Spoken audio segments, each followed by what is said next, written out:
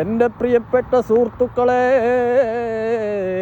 നമ്മളിപ്പോഴത്തെ കാലത്ത് എല്ലാവരും വളരെ പ്രയാസത്തോടെയും ബുദ്ധിമുട്ടിലുമാണ്. ഇവിടെ ക്ഷമിച്ച് ഇരിക്കുന്നവന് നാളെ സ്വർഗമായ പൂങ്കാവനമുണ്ട്. നമ്മൾ കഴിവതും ക്ഷമിച്ചു കൊണ്ടിരിക്കുക. ജീവിതത്തിൽ പരീക്ഷണങ്ങൾ അള്ളാഹു തരും. അവിടെ പരീക്ഷണങ്ങളിൽ നമ്മൾ വിജയിക്കുന്നവൻ ആരാണോ അവനാണ് നാളെ ജന്നാത്തുൽ ഫിർദൗസിൽ അള്ളാഹുവിൻ്റെ അടുക്കലെത്തുക. പിന്നെയുള്ള കാര്യം, നമ്മൾ എത്രയൊക്കെ ബുദ്ധിമുട്ടുകൾ അനുഭവിച്ചാലും എത്രയൊക്കെ പ്രയാസങ്ങൾ അനുഭവിച്ചാലും എനിക്ക് ക്ഷമ തരണേ അല്ലാഹ്,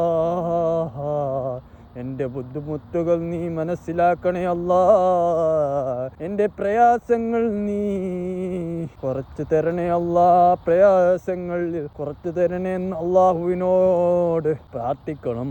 ആ പ്രാർത്ഥനയ്ക്ക് ഉത്തരം ലഭിക്കും മക്കളെ. പിന്നെ രണ്ടാമത്തെ കാര്യം, പ്രവാസികളായ പല കുടുംബക്കാരും സുഹൃത്തുക്കളും ഒക്കെ ഉണ്ടാകും. നമ്മളവരെ എപ്പോഴെങ്കിലും അവരുടെ സുഖവിവരങ്ങൾ അന്വേഷിക്കുന്നുണ്ടോ? വെറും പൈസ വരുമ്പോൾ മാത്രം അവരെ മതി, പൈസക്ക് വേണ്ടി മാത്രം അവരെ മതി. പൈസക്കാര്യം വരുമ്പോൾ അവരോട് ചോദിക്കാനും അല്ലാതെ അവരുടെ സുഖവിവരങ്ങൾ നമ്മൾ അന്വേഷിക്കാറുണ്ടോ? അവരെത്രത്തോളം മാനസിക ബുദ്ധിമുട്ടുകൾ അനുഭവിച്ചാണ് അവിടെ കഴിയുന്നത്. അതുപോലെ ഈ പ്രിയ സുഹൃത്തായ ഞാനും പ്രയാസങ്ങളിലാണ് കടന്നു പോകുന്നത്. പക്ഷേ എൻ്റെ വീട്ടുകാർ എന്നോട് നിനക്ക് സുഖമാണോ സീതി എന്ന് ചോദിച്ചിട്ടില്ല ഇതുവരെ. എന്തുകൊണ്ട് ചോദിച്ചിട്ടില്ല? അവർക്കൊക്കെ മനുഷ്യന്റെ വില അറിയില്ല, മറ്റുള്ളവന്റെ വേദന അറിയില്ല, മറ്റുള്ളവൻ പ്രയാസപ്പെടുന്നത് അവർക്കറിയില്ല.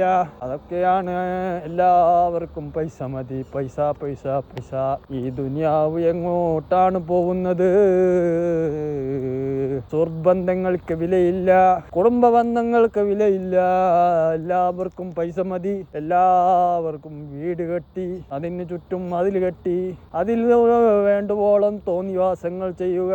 അയൽക്കാരനോട് പിണക്കം, കുടുംബക്കാരോട് പിണക്കം, അതുപോലെ എല്ലാവരോടും പിണങ്ങി മനുഷ്യൻ എങ്ങോട്ടാണ് പോകുന്നത്? മനുഷ്യത്വത്തിന് ഒരു വിലയുമില്ല. നാളെ റോഡിൽ ഒരു സാധാരണക്കാരൻ വീണു കിടന്നാൽ അവനെ എണീപ്പിക്കാൻ ആരൊക്കെ നിങ്ങൾ റെഡിയാവും? ആരൊക്കെ നിങ്ങൾ തയ്യാറായി നിൽക്കും? എടാ, എനിക്ക് വണ്ടി വന്നു.